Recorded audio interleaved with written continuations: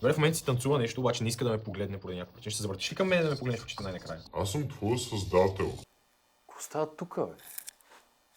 Къде се намирам, бе? Тук е много яко, бе. Имаме си всичко. Здравейте на всички и добре дошли на първо място в новото ни студио, но не финалния сет, в който ще снимаме, и на второ място в новото видео, в което ще разгледаме новият Bionic Biped Robot Kit, който е от AceBot. Още един нов бюджетен вариант, който ще разгледаме сега дали заслужава и колко е як точно. Познаваме комплекти на AceBot от преди това, така че мисля да не обръщаме толкова много внимание на опаковката, а да видим какво има вътре и да минаваме към сглобяването и тестването на робота. Имаме документация, имаме листче с QR кодове, с QR неща за сканиране за документация, ние ще си я намерим. Инструменти. Този комплект идва с отверка и с ключ, което е много яко. Тия тук идват с батерии. Имаме и две батерии комплект, които не са стандартни 2 пъти или 3 пъти. Това са 18650 батерии, които са литиево-ионни батерии, които могат да се зареждат многократно. В повечето комплекти нямаме такива включени батерии. Те се купуват отделно, изглеждат по този начин. За пръв път имаме комплект, в който имаме включени батерии, което е супер. Няма да използваме тези, които сме ги взели по принцип за тестове. Имаме още сервота, всякакви неща. Имаме и ESP32 клетката, което ни е най-важното. Платформи, кабели, още кабели. Имаме и сензорче. И имаме различни скинове, които ще ги разгледаме, когато сглобим робота. Нека наредим нещата на масата и да започваме сглобяването. Имаме всичко пред нас. Хората, които преди са били с нас в другите AceBot клипове, знаят каква е процедурата за намиране на инструкции. Но за всички, които са нови, сега ще направим един бърз и лесен туториал как да намерите инструкции за всеки един AceBot продукт. Първо отваряме официален сайт на AceBot.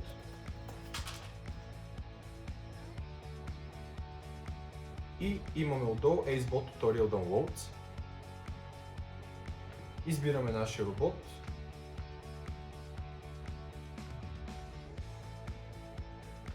В нашия случай Bionic Biped Robot Kit. Download Tutorial.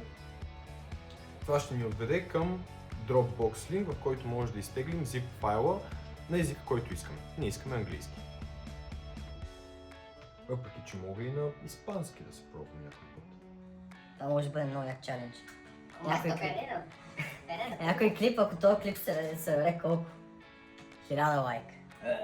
100 лайка, ще направим 10 лайка.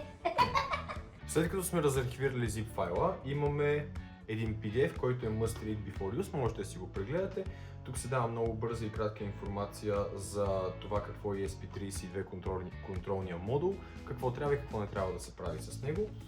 По принцип, трудно е да се счупи, не се опитвайте да го чупите, разбира се. След това избираме Tutorial V1 и избираме на какво ниво сме ние, за да може да направим работа на нашето подходящо ниво. От тук избираме нашето ниво, като в нашия случай искаме Ace Code Beginner. Това ни води към следваща папка, в която имаме инструкции за използването на Ace Code софтуера. Имаме инструкции за сглабянето, имаме туториал за самия робот и програми, които може да използваме, които са написани директно от AceBot. В момента ни трябва документацията за сглабяне на робота. PDF-ите са доста приятни, картинките са лесни за разбиране, а и в крайна сметка тези комплекти са предвидени за деца, така че са направени да бъдат разбираеми за деца. И сега започваме, като първата стъпка е да определим крачетата.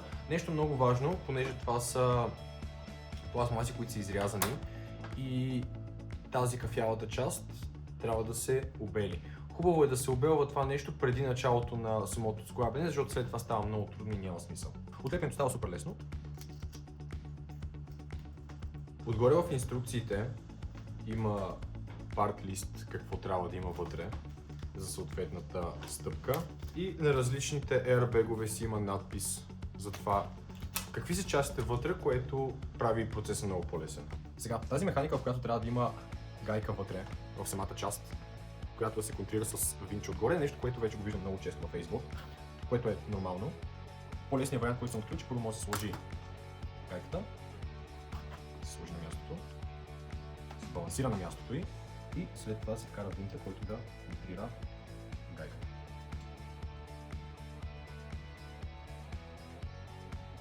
Ето към бяха дали отвък. Ще ги използвам. Добре. Преборихме се с краката. Сервотата и слагането на сервотата са най-пипкавата част от всички.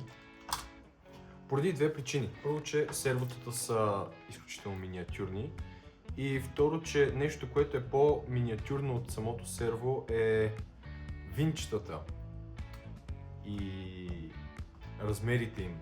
В сравнение с ръката ми колко са малки винчетата и гайките. Много внимавайте при слагането на сервотата, посоката на сервото. Защото много лесно се обърква. Има си, тя си я пише и на самите инструкции, но много лесно се обърква посоката й. Ако се обърка посоката на сервото, идва втория момент, в който трябва да се разглоби сервото и да се обърне. А точно това разглабяне и обръщане е нещо, което аз не искам да правя.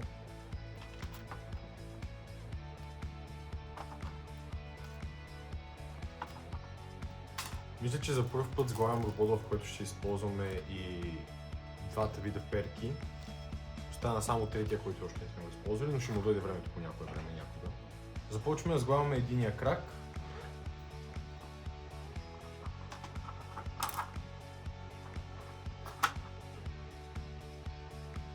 Ето е основата за едното кръче с перките за сервотата отвънка, а основата голямата трябва да бъде отдолу. Сега преминаваме към по-големите части вече, към корпуса, към тялото. Малко съм го объркал. Бърза промяна ще направим. Много важно е, когато захващате сервото с винтове за самите перки, да не презатягате прекалено много сервото. И ако се презатегне, се получава така, че сервото се опитва да извърши движението, не може да го извърши, защото винтът е прекалено силно завинтен, с което прегрява и идва момент, в който може и да изгори. Нали, не да подпали всичко, но да спре да работи, което означава, че трябва вече ново серво, а такива малки сервота, за съжаление, не идват допълнителни в комплект. Така че бъдете най-идея по-внимателни, най-хубавото е след като се завие, съвсем спокойно да може да се върти наляво надясно. Така, и имаме вече крачетата, това ни е основата, над която сега ще започваме да слагаме електрониката. Много готино, че имаме тази тръба. То не е тръба, той е ключе, обаче прилича малко на някаква тръба.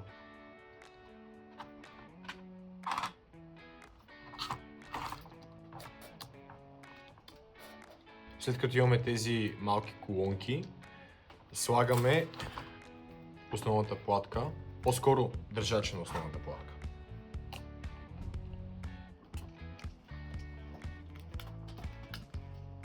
Така, и идва време за сърцето на цялата работа и то точно контролера ESP32. Стандартен.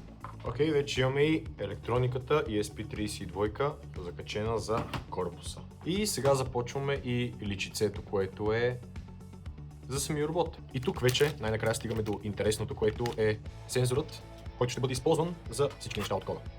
Окей, имаме личицето, изглежда по този начин. Светло. Работи.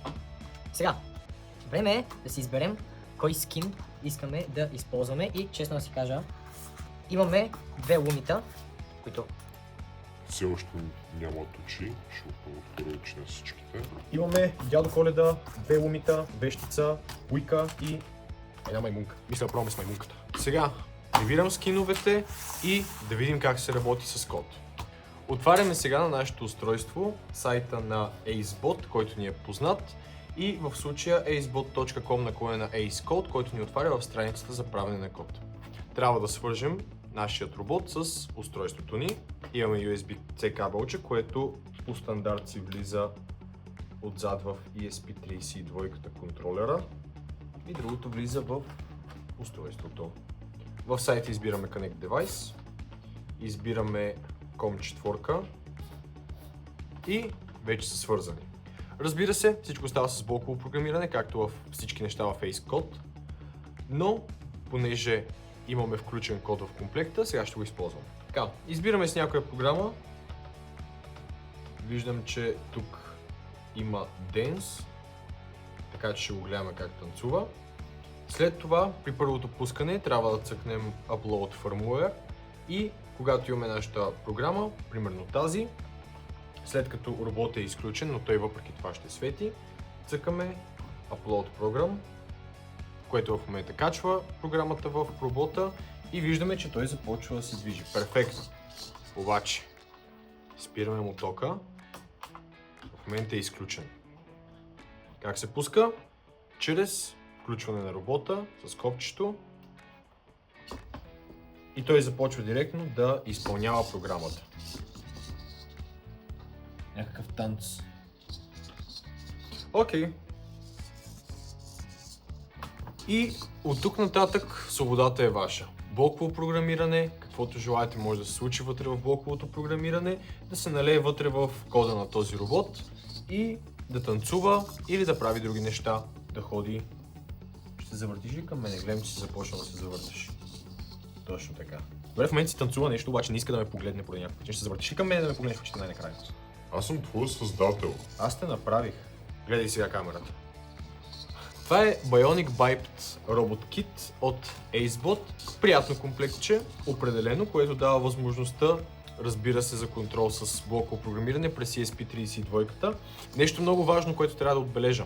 Докато е пуснат робота и се изпълнява код и се движи, не местете сервотата или даже докато е пуснат робота и не се движи. Не местете сервотата с ръка. Много са нежни и много лесно могат да се счупят. А счупи ли се едно серво, трябва да се търси същото серво, за да се сложи на същото място. Има всякакви различни програми, блоково програмиране, интересно сглабяне определено и доста сладък дизайн и не трябва да забравяме най-готиното. Всичките скинове, с които може да се използва или разбира се, винаги можете да си спринтирате нещо, да изрежете двете дупки за очите и да го сложите на сензора отпред. И това беше, обърни се да гледаш камерата, бе. Може да намерите както този робот, така и още супер много STEM технологии и интересни неща за образование и развлечение в нашия сайт Technocrati.bg. Линк има в описанието и някъде около мен ще бъде изписано в момента. Благодаря за гледането, не забравяйте да разгледате сайта и ни последите, за да сте в час с новите технологии и STEM образованието. Ай, чао! Pandaranga, pandaranga.